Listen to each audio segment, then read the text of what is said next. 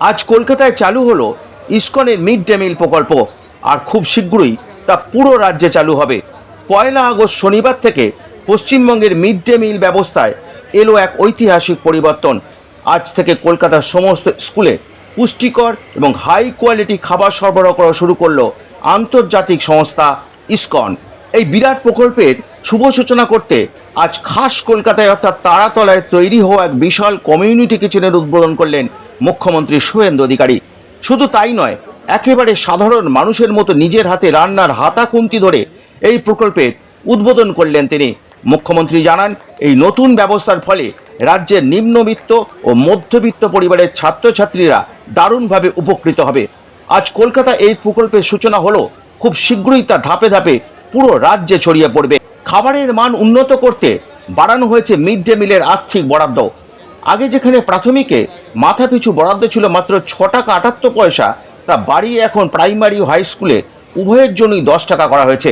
আসুন দেখে নেওয়া যাক ইসকনের এই নতুন মেনুতে পড়ুয়াদের জন্য ঠিক কী কী সুস্বাদু ও পুষ্টিকর খাবার থাকছে। গরম ভাত, সুস্বাদু খিচুড়ি কিংবা পোলাও, প্রোটিনের যোগান দিতে পনির, ছানা, সোয়াবিন ও নানা পদের টাটকা সবজি থাকছে। শেষ পাতে তৃপ্তি করে খাওয়ার জন্য মিষ্টি ও মৌসুমি ফল। ইসকন একটা সম্পূর্ণ নিরামিষাশী আধ্যাত্মিক প্রতিষ্ঠান হওয়ায় মিড ডে মিলের মেনু নিয়ে কিছুদিন ধরেই আলোচনা চলছিল নানা মহলে। তবে এই নিয়ে সমস্ত জল্পনার অবসান ঘটিয়েছেন মুখ্যমন্ত্রী শুভেন্দু অধিকারী। তিনি স্পষ্ট জানিয়ে দিয়েছেন, ইসকনের নিজস্ব ধর্মীয় রীতিনীতিকে সম্মান জানিয়েই এই খাবার তৈরি হবে।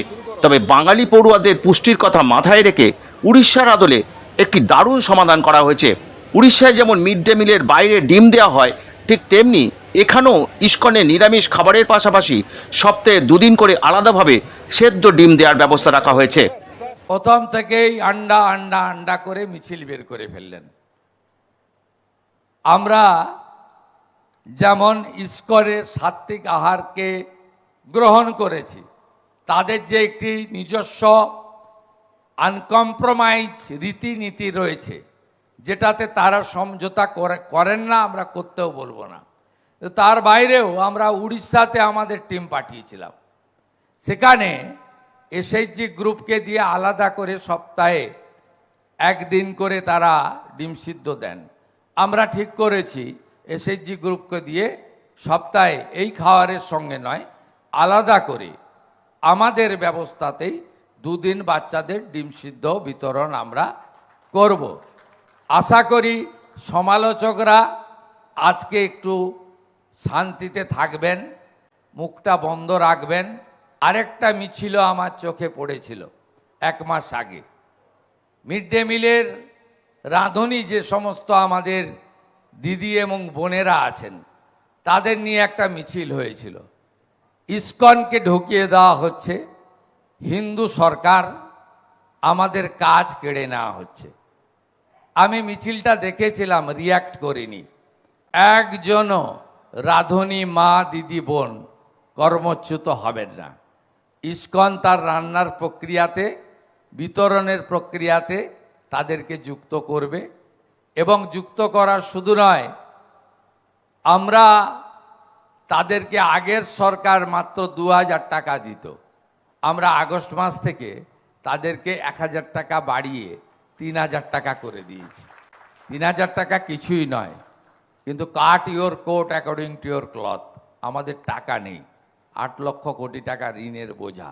ধীরে ধীরে এই রাজ্য যখন অর্থনৈতিকভাবে আরও শক্তিশালী হবে, বেশি দিন হয়নি, 11 সপ্তাহের সরকার, 1টা বছর চেয়ে নিচ্ছে, তারপরে দেখবেন এই রাজ্য অর্থনৈতিকভাবে দুর্বল নয়, অর্থনৈতিকভাবে শক্তিশালী রাজ্যে পরিণত হবে।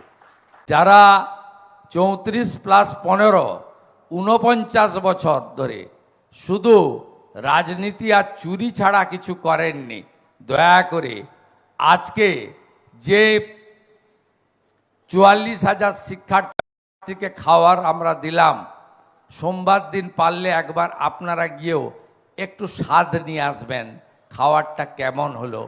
তাহলেই বুঝতে পারবেন পরিবর্তনটা শুধু ঝান্ডার হয়নি, পরিবর্তনটা শুধু দলের হয়নি, পরিবর্তনটা শুধু মুখের হয়নি, পরিবর্তনটা শুধু নামের ব্যক্তির হয়নি, পরিবর্তনটা ব্যবস্থারও হয়েছে। কলকাতার পর খুব তাড়াতাড়ি পুরো রাজ্যের স্কুলগুলোতে ইসকনের এই মিড ডে মিল চালু হবে। এই কর্মসূচিতে আগে মাত্র 3 টাকা করে বরাদ্দ ছিল। সেই বরাদ্দ আস্তে আস্তে বাড়াতে সরকারের সামর্থ্য অনুযায়ী তিনি বাড়ানোর ব্যবস্থা করেন এবং ধীরে ধীরে অনেক ব্যক্তিবর্গ, অনেক প্রতিষ্ঠান এগিয়ে আসে, যারা সরকারের যে বরাদ্দকৃত অর্থ দিয়ে বাড়তি কিছু করা যায় না।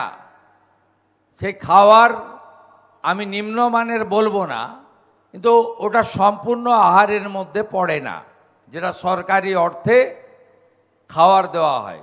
আজকে বহু জায়গায় মিড ডে মিলে অনেক প্রতিষ্ঠান যুক্ত হয়েছে।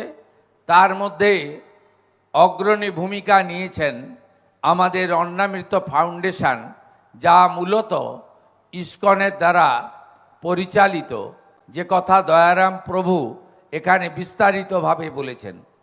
এটি নতুন নয়, ভারতবর্ষের বহু রাজ্যে এই অন্নামৃত ফাউন্ডেশন তথা ইসকন সরকারের সামান্য অর্থ, দানশীল মানুষদের সাহায্য এবং বহু শিল্প প্রতিষ্ঠান, কর্পোরেট, সফল বিজনেসম্যান তাদের কর্পোরেট সোশ্যাল রেসপন্সিবিলিটি CSR এর মধ্যে তারাও এগিয়ে এসেছেন এই প্রতিষ্ঠানকে সাহায্য করে উন্নত মানের পৌষ্টিক সুষম আহার বিতরণ করার কাজ করার জন্য।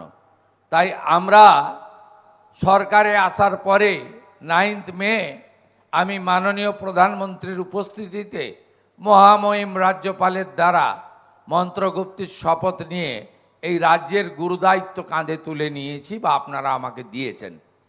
আমি 11 মে প্রথম সচিবালয়ে যাওয়ার পরে আমি এই বিষয়ে চিন্তা ভাবনা করি এবং যুধিষ্ঠির প্রভুর নেতৃত্বে একটি টিম তারা সচিবালয়ে আসেন।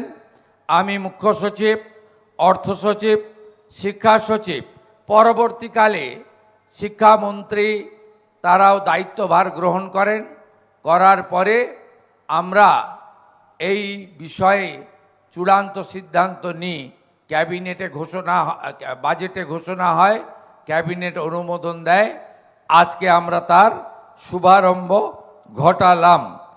আজকে 1 আগস্ট 2026 কলকাতা পৌর এলাকা তথা কর্পোরেশন এলাকার প্রাক প্রাথমিক থেকে উচ্চ প্রাথমিক স্তরে 500টি বিদ্যালয়ে 44,000 শিক্ষার্থীকে আজকে থেকে পুষ্টিকর মধ্যাহ্ন ভোজন পরিবেশনের কর্ম শুরু করা হলো, শুভ কর্মসূচি।